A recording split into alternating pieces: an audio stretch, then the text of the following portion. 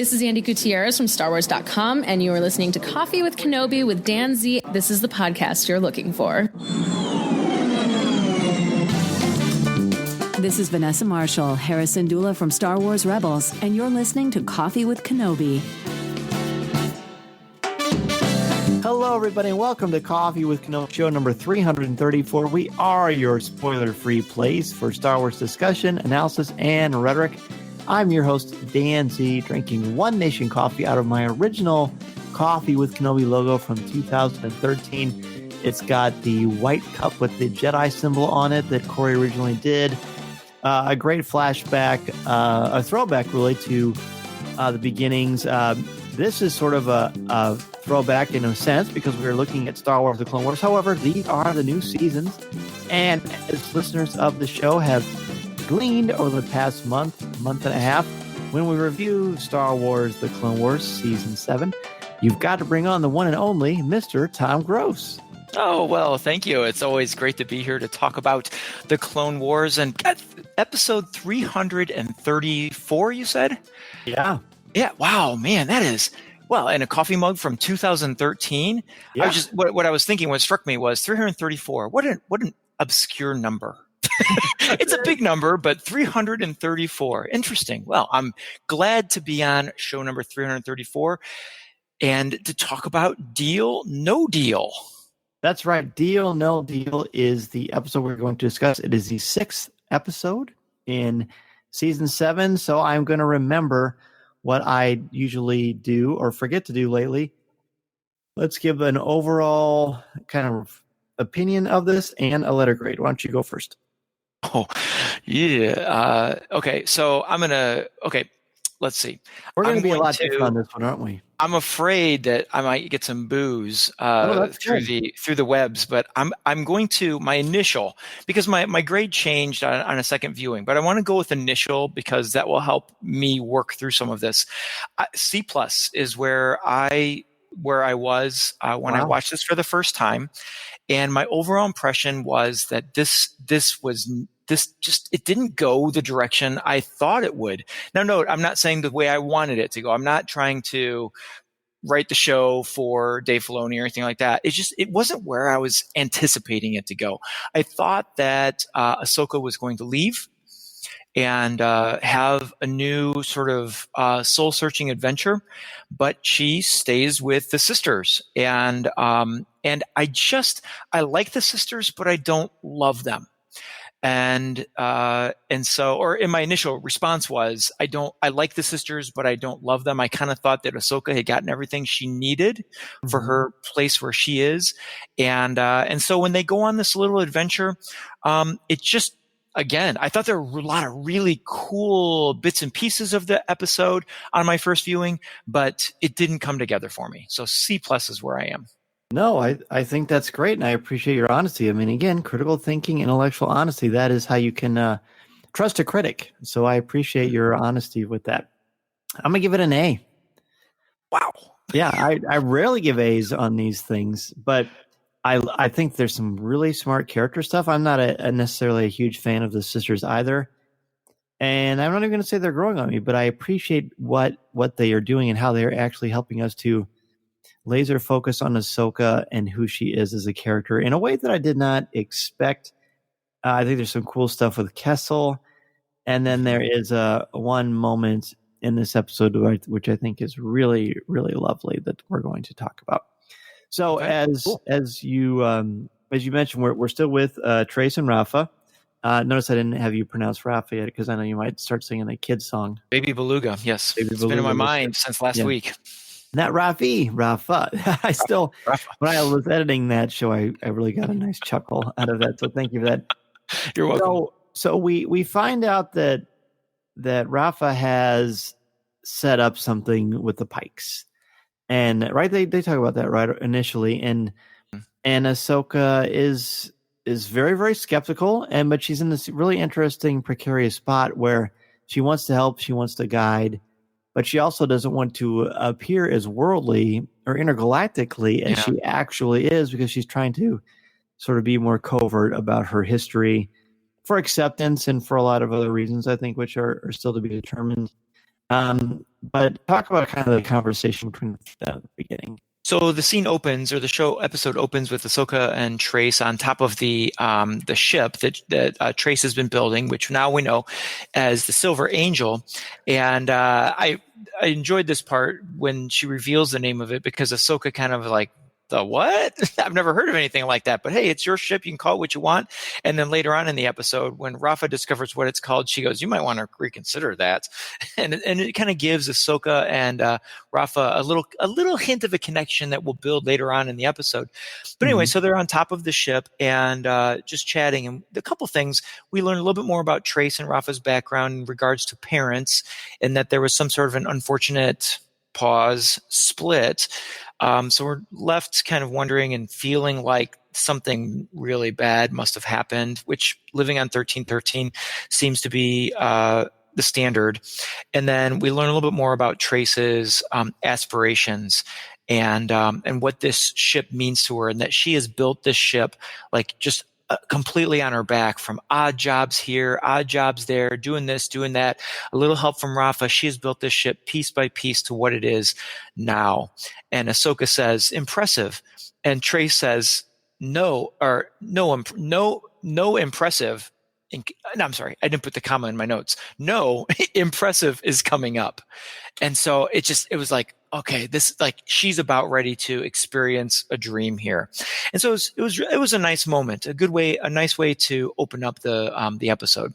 I like that a lot, because there is, I hadn't thought about the fact that Rafa and Ahsoka share kind of a mutual understanding, albeit over a trivial matter. Yeah. But there's nothing, which is really cool, but there's nothing trivial about what Rafa has gotten them into, which is they're going to be dealing with gangsters, with dangerous people, and they have to go to Kessel, which is really, really cool. But before we get to that, we've got this sequence where the Silver Angel leaves 1313, leaves the platform and goes up to the surface.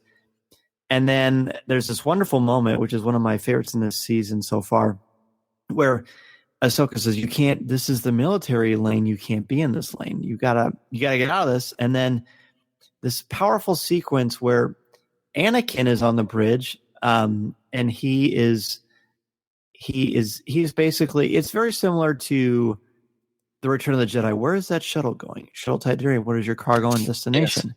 Right? It was very, very similar to that. With what is the name of that of the Republic officer in charge? He's one that Tom Kane's the voice of. I knew it until I asked what it was. It's not Yularen, is it? Yeah, it's Yularen. Yes, that's okay. Exactly Okay. Yeah. And he says, should I stop him? And then so Anakin and Ahsoka, they sense one another. I thought that was such a lovely, lovely testament to their connection. A call back to Return of the Jedi and a little bit of The Empire Strikes Back. And it made me very, very happy. I really thought it was rich. Because really it's the first time they connect since she leaves the Jedi Order. Yes, that was a touching moment, and that was one of the highlights of this episode for me. Was when that happens, and I had the same feelings that you did. The throw-aheads to the way Vader senses so many different people. I mean, on the Death Star in A New Hope, he senses, I sense something I haven't felt since. There's that moment, and then there's the moment that you described, and then there's the moment where they're flying. And it's in Empire Strikes Back where isn't it Empire Strikes Back where Luke is laying in the thing, and he says, "Father," and Vader is on the Star Destroyer. And so there's so many times that we see that, but here we see it pre-Vader with Anakin and Ahsoka, and it was a touching moment. And some people in CWK Cafe talked about how that like brought them to tears. Or just brought those emotions out, and I totally agree. That was such a wonderful moment. I wanted to, if you don't mind, I'm going to step a moment before that, where the Silver Angel is rising up out of Coruscant, and and the music gives a sense of like maiden voyage. This is like their moment and all of this, but I couldn't help, and this is not a negative to the show. I don't want to, it's a positive to the show for the conflict that it created in me. And everything felt like this was such a great moment. This is Trace's breakaway to freedom and all of this and everything. And it was beautiful. The artistic sense of Coruscant and the ship coming out of the middle and flying right at you. It was beautiful. But all I could feel was the dread inside of me because we're going on one of Rafa's schemes. And I just had a feeling. I didn't have any idea it'd be Kessel, but I knew it involved gangsters or something illegal or something that was going to get them in trouble and make this maiden voyage go directly into peril. And so I didn't have that, like, I was so conflicted because I was like, oh, this is so cool and it's beautiful and maiden voyage but it didn't feel good because I knew where they were going.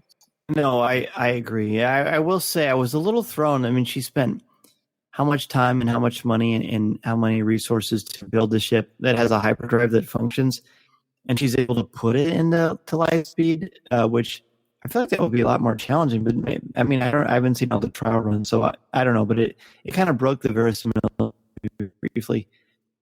But I will say the fact that she kept the air brakes on, which who knew that was even a thing. Yeah, right. I thought that was kind of cool and it's sort of a little bit more real world, I guess. But I thought it was an interesting artistic choice. I'm starting to see why you grade it the way that you did, but I do think there's some poignant moments that there's a really strong narrative punch as we progress. You want to comment on that before we move on to the next part? The air brakes? Yeah.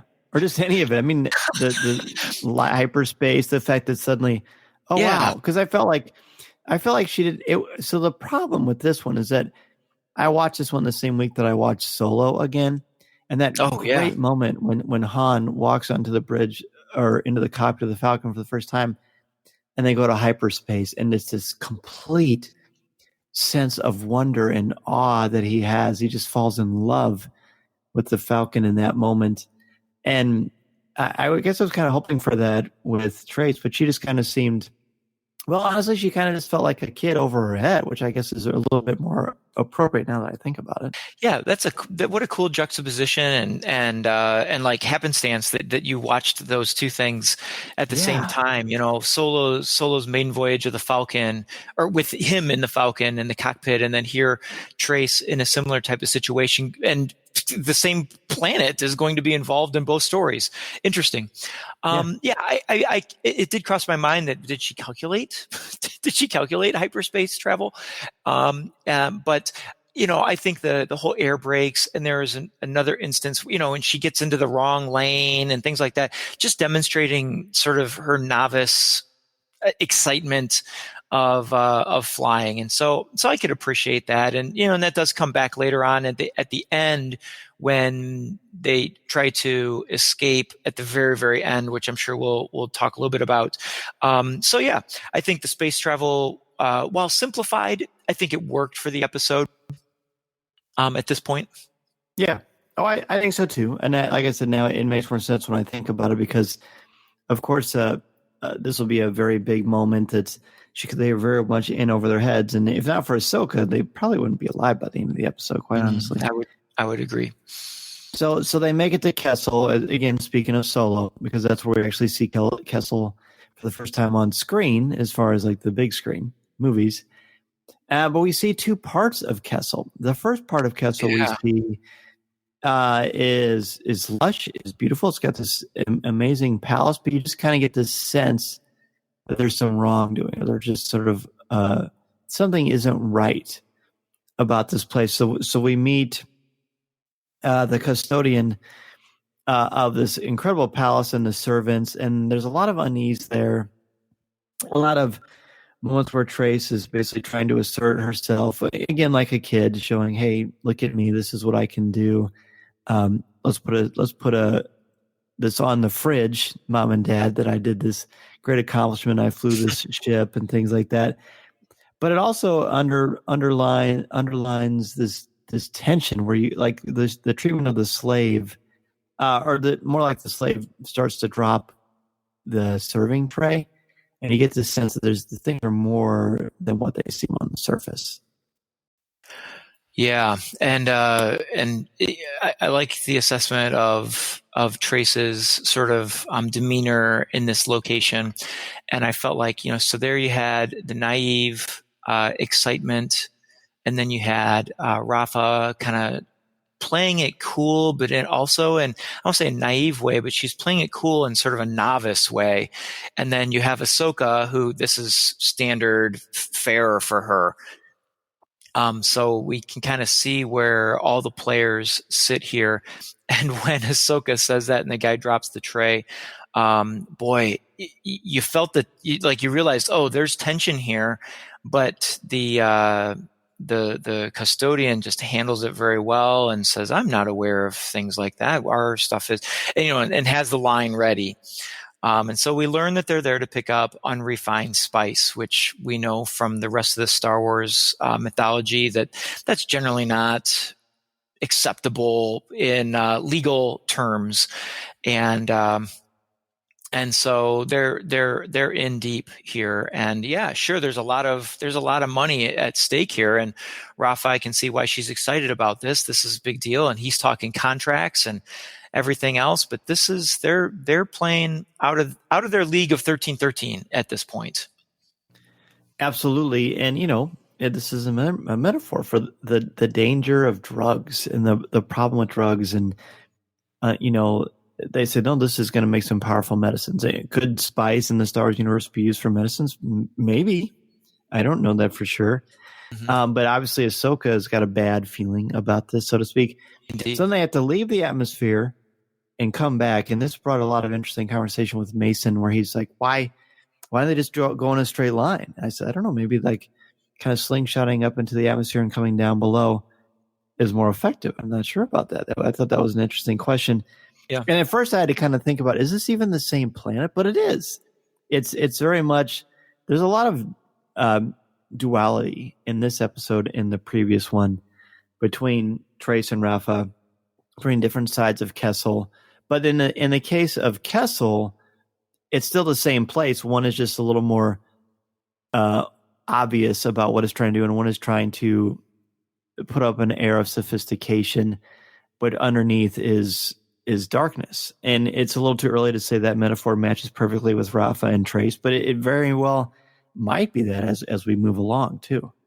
Yeah, I really like that we had two different biomes in this planet, because Star Wars, and I'm sitting here trying to think, Star Wars is very like, one planet has one type of climate, Hoth yes. is only a snow planet, and Endor is only a forest planet, and and Tatooine is only a desert planet. So here we get to see that planets are a little more diverse, and it's used in such an it's used to kind of give the feel and the impression, the lush forest and the king, and this is where the money comes from. And then where does the money come from? Oh, look at all the droids down there, and look at this gray, dark area. Oh, hey, those aren't droids, by the way. Those are people. Oh, well, probably just locals. No, Ahsoka says they're slaves. And so a little eye-opener. And is it Trace, I think, that says, well, the Republic wouldn't allow that. Yeah, it is. And I loved Ahsoka's look here. The animation on her expression after that was you kind of felt her betrayal of the Republic and the Jedi Order, and just order in general.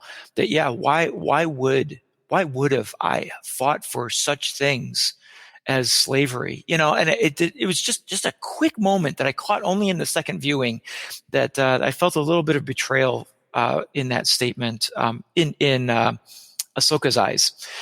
So it's eye opener for these two. For people who've grown up on the level 1313 of Coruscant, they still have things that they can learn. Yeah, no, that's very, very well said, and I thought that was a key thing as well. Again, Ahsoka's starting to kind of sort of the veneer of what it means to be a Jedi in the Republic, and starting to see some real doubt, which again is magnified because of what she went through when she leaves at the end of season 5. So they pick up the spice from some very shady characters. Ahsoka has a terrible feeling about it, but she still doesn't really stop it. I mean, why doesn't she stop it? Would it have done more harm than good? It probably would have. I don't know. It's just a bad situation all around. And again, I think Star Wars is at its most powerful, at least to me, when there's metaphor there about, for this example, it's how the choices we make, whatever the reason for them, it affects not only us but the people we care about as well. Right. I'm sorry. I'm taking a note here because one thing, and this is kind of a side to where we are in the story here, but one thing that I've been thinking about a lot as we've been talking here today and last week, these two episodes are about Ahsoka Tano. And as I mentioned at the opening here, as well as last week, these were not the stories I was expecting. And even in the first story arc, where it was more character driven than it was necessarily driving the story of the Clone Wars. And so the note I was just writing down is the question I'm asking myself now is, as we're talking, is what do I learn about Ahsoka in these episodes? And so I'll share that at the end. But so sorry about the pause, there. So something that happens here that I wanted to mention was has to do with Rafa, because at this moment she pulls as they load the spice and they're getting back on the ship to make the delivery. She pulls Trace aside and she says to Trace, "I'm not sure I like her." And Trace said, "You never like any of my friends." And Rafa says, "She's not family," which demonstrates for me the bond that they have. And even though Rafa is reckless in her ways, she fights to do what she can to keep what she knows close, and that's her sister Trace. And yeah. And you put that side by side with the conversation, because at the beginning of this journey, before Ahsoka's allowed to walk onto the Silver Angel, Rafa confronts her there, and she stands up on the ramp looking down at Ahsoka. And Ahsoka's not bothered by that. She just looks right up. And Rafa basically says, she says literally, "What is your angle? What's your angle here?" And Ahsoka, "I have no angle." And I don't know. I just think that's interesting that Rafa confronts both of them at two different times. Not confronts, but faces Solo. Oh, she does. Both of them, and wants to know who this Ahsoka is, because she's and I believe she does that because she's protecting her sister. And then later she says, "I don't know about this, but she's not family." I think that's really, really important to the episode. I do too, because otherwise you could just flat out dismiss Rafa as a villain, the villain of the piece. But instead, it's much more complicated than that. There's so much more gray with this character, and the fact that she isn't more obstinate about having Ahsoka not be a part of it shows that she knows maybe deep down in her heart that this is a person who's good for her sister Trace. Also very important too. So I'll tell you what, let's go ahead and take a break. When we come back, we're going to talk much more about this episode. This is Coffee with Kenobi. This is Vanessa Marshall, and you're listening to Coffee with Kenobi.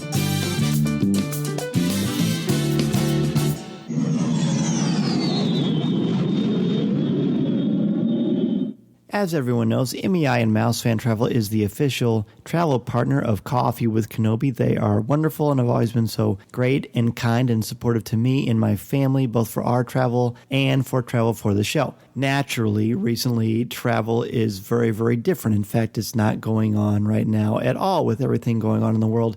And the good news is that with MEI and Mouse Fan Travel, they are going to help you have peace of mind. MEI and Mouse Fan Travel wants you to know that you are valued clients, but you're a part of the MEI family.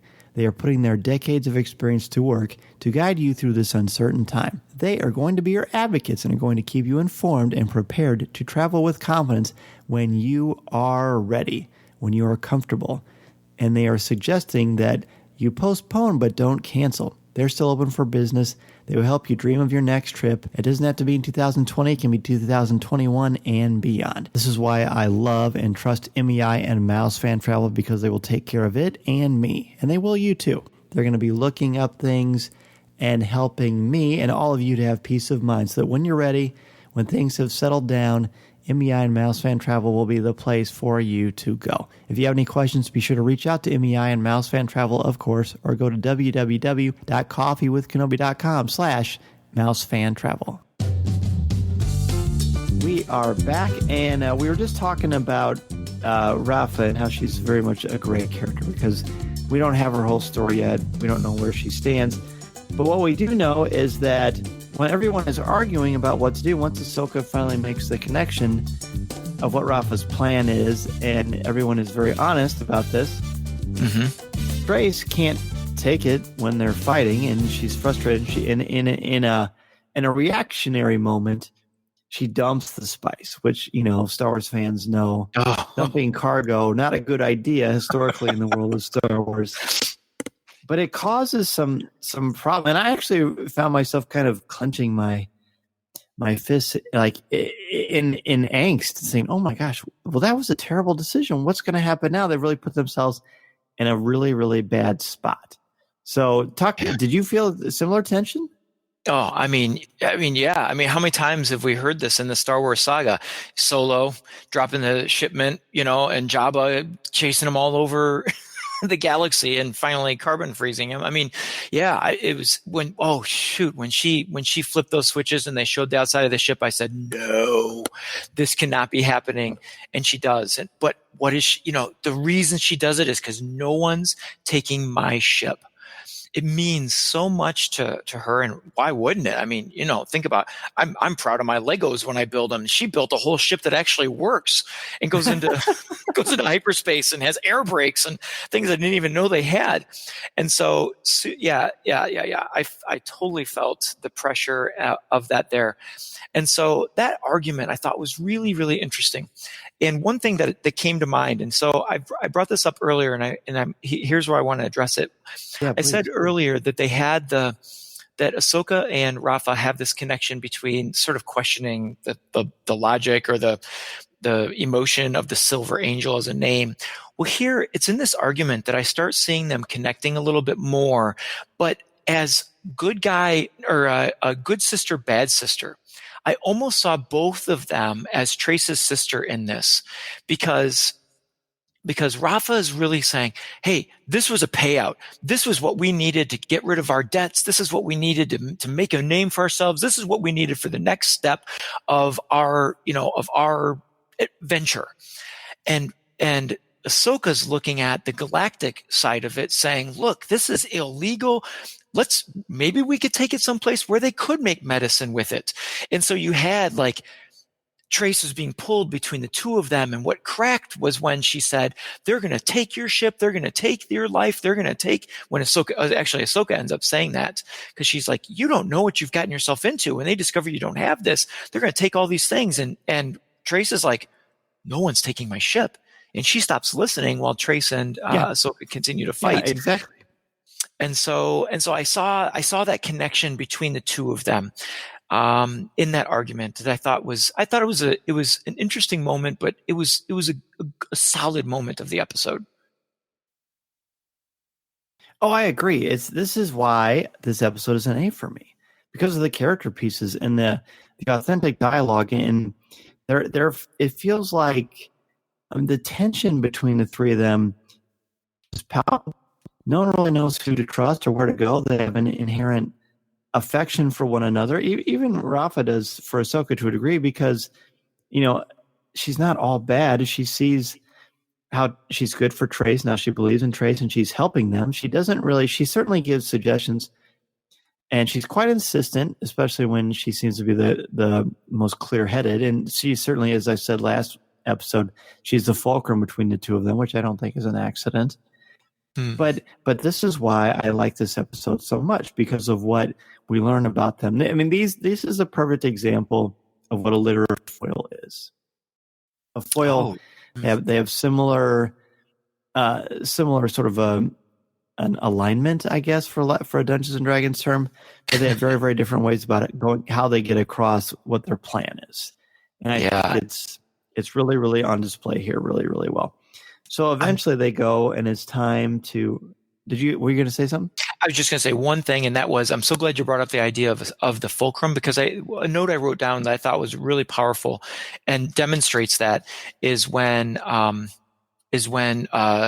says that, this is going to pay off our debts, and Ahsoka gets in her, like literally on screen, steps between the two of them and points at her and says, "Your debt, not hers." There it is. The split between them and Ahsoka right in the middle. So I just want to point that out. No, I'm very glad that you did. That's a key line. And it also shows that, well, you want to believe in Rafa, the fact that she would put her sister in harm's way and make it our debt and under the guise of family, that would be that'd be an abusive relationship. I mean, honestly, it's toxic. Yeah. It's toxic. So you hope that there's a metanoia, some sort of a change of heart, but we'll see. So it's time to meet the Pikes and to make this transaction. And Ahsoka has a plan, Tom. And I didn't know what she was going to do, but I said last week that Ahsoka is one of the best Jedi that we've ever met as far as living out the actual Jedi way of things. And I think there's no finer example than the fact that she doesn't use violence. She uses a Jedi mind trick, and it's going to work, of course, until it doesn't. But I was really quite happy to see that approach and how it affects everybody who's a part of it. Yeah, that was really nice. It was a really cool moment, and I was shocked at how well it worked. I really kind of thought there might be more doubt, or that second-hand man who was holding the suitcase might try to snap him out of it and recognize what happened, but it didn't. And what I found really interesting about this was that in the last episode, she uses the Force to success, and we have a clean story conclusion because of her use of the Force to save Trace. But here, while the Force worked and her plan ultimately should have worked, her faith in the Force, if I could so say that, her faith in the Force didn't quite complete her plan. And things went poorly, and his second-hand man actually did step up. And we're going to check this. This is highly, I think, doesn't he say it's highly irregular? And I just kept thinking, why doesn't that ramp close faster? Why doesn't that ramp close? The ramp must close faster. What is going on here? Why don't that? It's like, it's taking forever for this ramp to close. And so they eventually, and this is some of, again, I go back to Trace's novice as a pilot. She tells Ahsoka to go start up the engines, but a really savvy pilot would have gotten there quicker or left it running or something, because they're quickly and easily surrounded by the the Sentinel ships and trapped by a tractor beam. We've seen that trick before. Yes, we have, and I can tell you what, Hera would have kept the Ghost running. Yeah, she probably wouldn't have gotten out. In the first season, she does it a lot. No, I don't think so either. Yeah. It shows a lot of things. It shows their inexperience.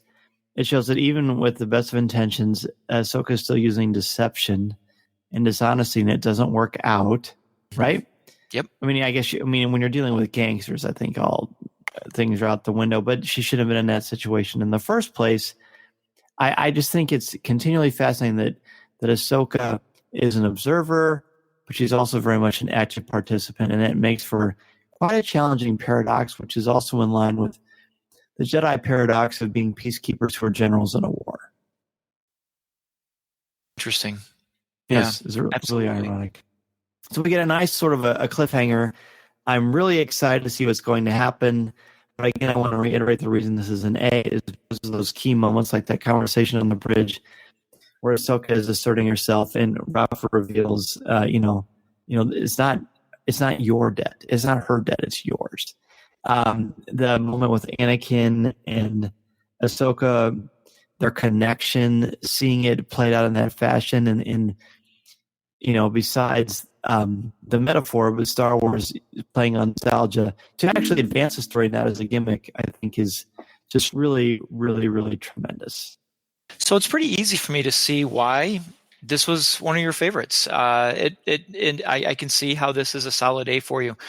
I will raise my grade, most definitely, especially after this conversation, which, Dan, these conversations help me so much to sort of process this. And I hope that's, why people enjoy listening, because we get to process this all together. And so I'm going to bump this one up to an A or a B plus, which is where all the rest of them have sat for me.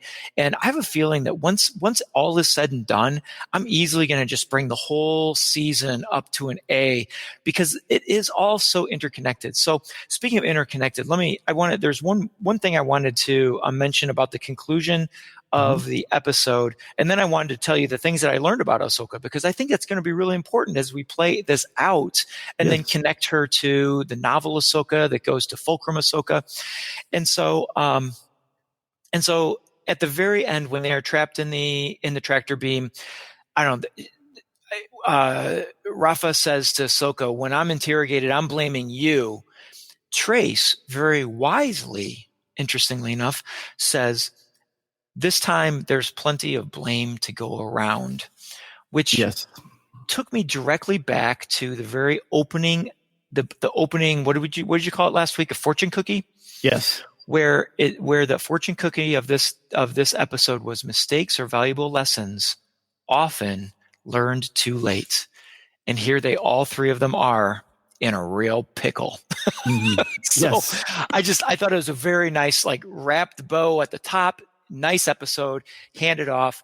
And it took me 2 times to watch it to make all of those not all of them, but many of those realizations like that. And so that's the justification for my full grade from C plus to B plus raise, plus the conversation with you. A lot of neat things in this episode. And again, I think it's just been because it's so out of what where my mind was with where Clone Wars was going to go, that I'm struggling. It's not struggle, but I'm just, it's taken me a few times to process it and get into it, but I'm loving it. I'm loving this so far, because we're halfway point now, right?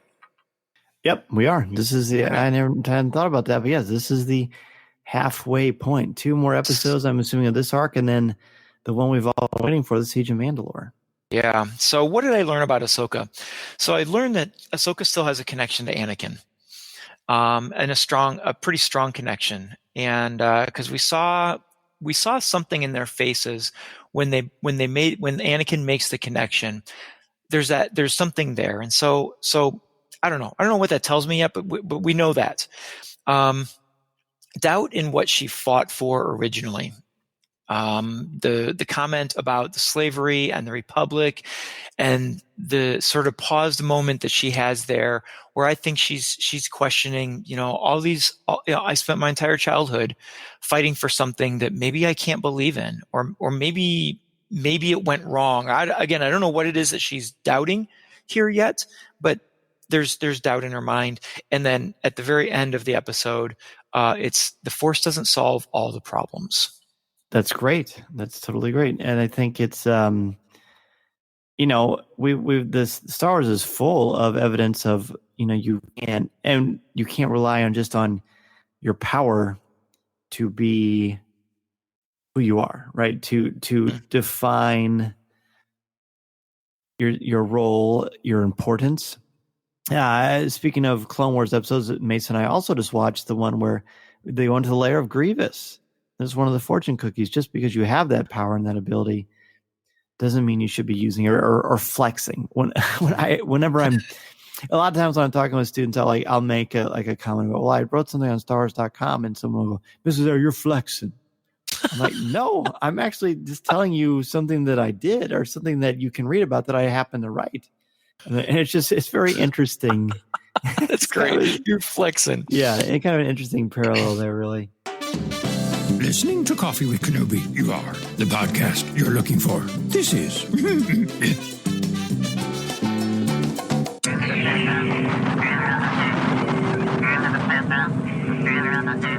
That's going to do it for this week's show. Thank you for taking time out of your busy schedule to have a cup of coffee with me, and for helping to spread the word about our Star Wars family we've got here at Coffee with Kenobi.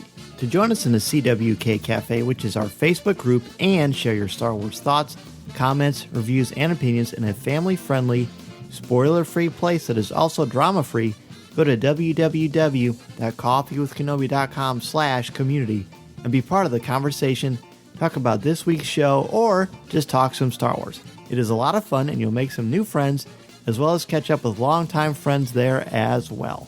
I also want to thank all of our new and longtime members of the CWK family and let you know how much I appreciate your help and support. I love being able to give back to you with CWK Pour-Over, the exclusive weekly podcast not heard anywhere else. I want to thank our CWK family members, Dennis Keithley, Jason Hall, Angela Sauce, Chris Kavarka, Aaron Harris, Alexander Moylan, Ross Halliban, Jeff Ellis, David Nicely, Adam Bankhurst, Jessica Berry, Colby Mead, Frank Mulder, LJ Souter, Mark Suter, Nick Deco, Eric Struthers, BJ Smith, Jared Cantor, Brian McKinney, Christian Dale, Daz Davies, Thea Selby, Chris Metz, Caroline Maselli, Jim Capron, Blake Weaver, Brian Harding, Dan Ream, Kurt McKellen, Christine Turk, Simbot Defterdarian, Ian Thompson, Alex Procasio, Hannah, Tyler Pompa, Connie Shee,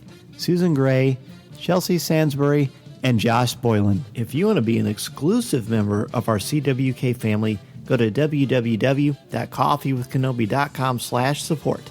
It's a great way to help support and help out the show, and 10% of your monthly contributions go directly to the St. Jude Children's Hospital to support the incredibly important work they are doing to help these brave children and their families. In addition to being a part of the community on Facebook, please don't forget to visit our website at www.coffeewithkenobi.com for Star Wars news, announcements, reviews, videos, and so much more. If you have a question for me or just want to share your thoughts on the air, feel free to email me at danz@coffeewithkenobi.com and I'll share them on the show. You can also connect with me on Twitter at Mr. Zer, MRZEHR. There are also a lot more ways to connect with me and Coffee with Kenobi on social media. Follow us on Twitter and Instagram. Give us a like on Facebook at facebook.com/coffeewithkenobi and check us out on Pinterest.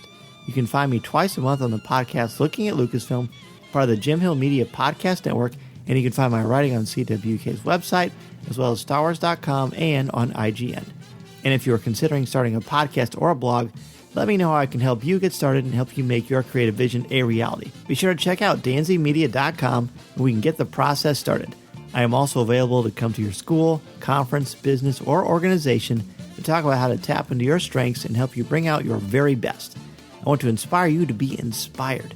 Don't be afraid to take that first step into a larger world.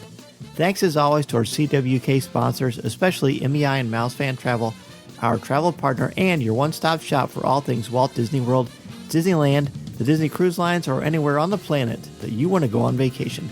Please go to www.coffeewithkenobi.com/mousefantravel to book your magical vacation and help support Coffee with Kenobi in the process. If you like the show, please tweet out that you're listening, share it on Facebook, or invite your friends and family to tune in and share a cup of coffee with us. And if the force is especially with you, please take a couple of minutes to rate and review the show on iTunes or Google Podcasts. Every review makes a huge difference and helps spread the word. All right, well, hey, Tom, thanks so much. If people want to continue the conversation with you, where can they reach out to you? Oh, man, on Twitter at Draftline, DRAFTLINE. I'd love to hear your thoughts on this episode, or send me an email, tomg@coffeewithkenobi.com. Absolutely, and if people want to continue the conversation about this episode, look no further than CWK Cafe, which is our Facebook group. Yeah. We have lots of great conversations. As soon as the episode airs, Lisa posts the thread at the top where we can talk about it in a spoiler-free, excited way. And, of course, you can talk with us on Twitter and all the places I just mentioned as well. So thanks again, everybody, so much for joining us this week on Coffee with Kenobi. Until next time, this is the podcast you're looking for.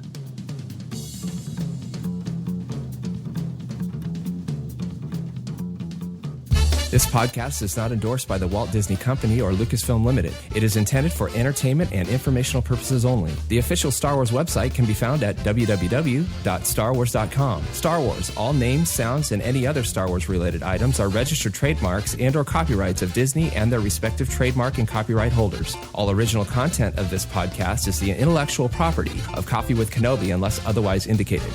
This is the podcast you're looking for. There's no one here. Move along. Move along.